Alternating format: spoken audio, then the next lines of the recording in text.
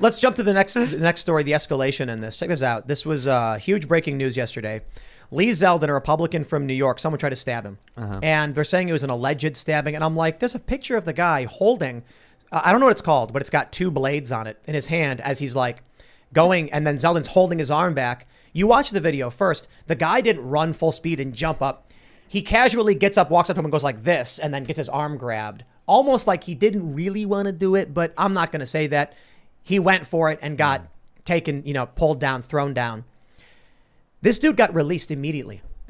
Which Lee Zeldin predicted that night. But we're talking about a man who attempted to assassinate, at minimum, attempted to stab in the neck a Republican running for governor, and they just cut him loose right away. How is it?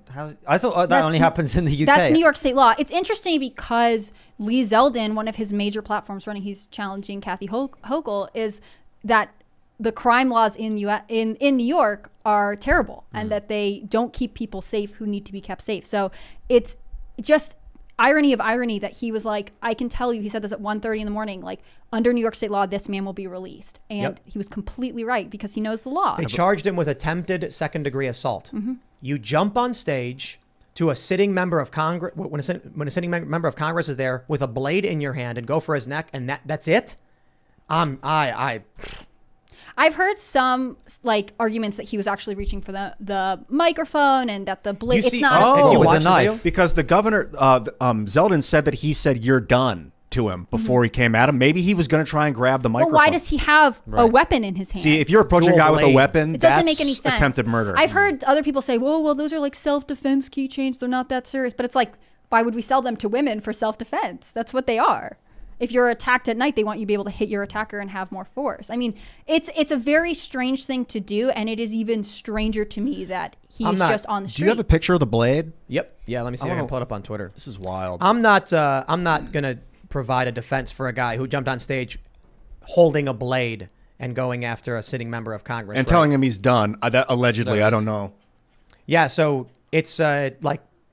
Who knows what that is? Is that I don't know what it's called. People probably know what it's called. It's got 2 spikes on it. You hold it between your fingers. They're self-defense keychains. Yeah. Oh, okay. And in the video, you can see his arm go up and around towards the neck. And that's what a lot of people reported, that he took a swing at his neck, at Zeldin's neck, and then they grabbed his arm, and then someone bear hugged him and pinned him down.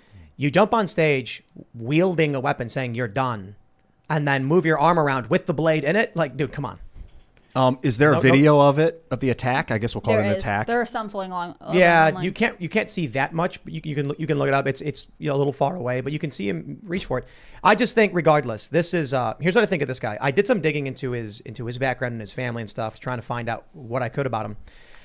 I don't know a whole lot, and this is based on some of his family, but it seems like they're default Democrat types, like naive, ignorant, not really paying attention.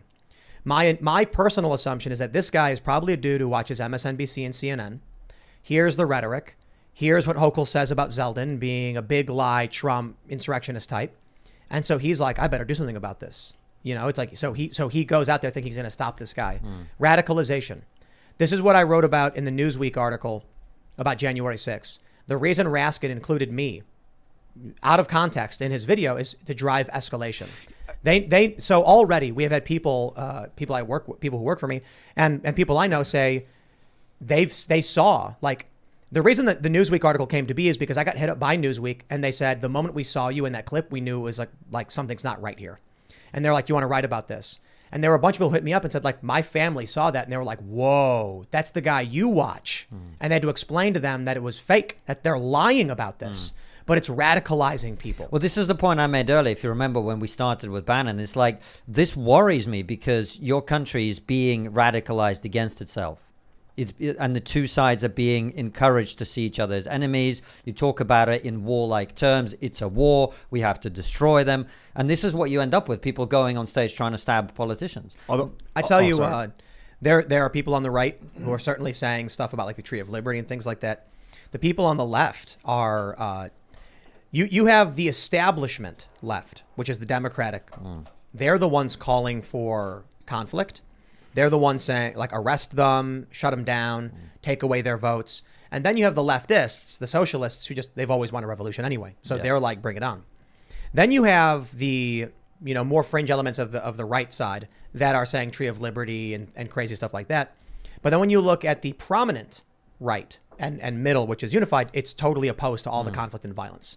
So I think the main issue is, what do we talk about when we talk about the Civil War or whatever? It's usually like a national divorce. Can it be peaceful? And how do we prepare for it to protect ourselves against attacks, not to attack? You look at the left and they're talking about how to go and arrest people and shut them. And they're mocking Bannon. They're wielding the power of the federal government against the previous administration. They are wielding law enforcement power to destroy their enemies. My worry is, though, Tim, is if you think about this story, right? If that politician who's a Republican, right, if he gets stabbed, that will radicalize people on the right as well. And this is the process. You're right. You go from one to another, and before you know it, everyone wants to kill each other. But maybe radicalize isn't the right word. We literally just saw someone try to assassinate Brett Kavanaugh. These leftist groups broke the law, and the AG did nothing about it. And everybody asked him, like, hey, this was illegal. And he's like, don't care. Then I said this, if you do not uphold the law when it comes to protesting at this home, they will escalate. Of course. And the next step was the guy showed up with the crowbar and the rope and the taser or whatever he had, pepper spray. It really is like a fire. If you don't put it out, it just keeps growing. Well, if you don't enforce the law equally for both sides, you have no law.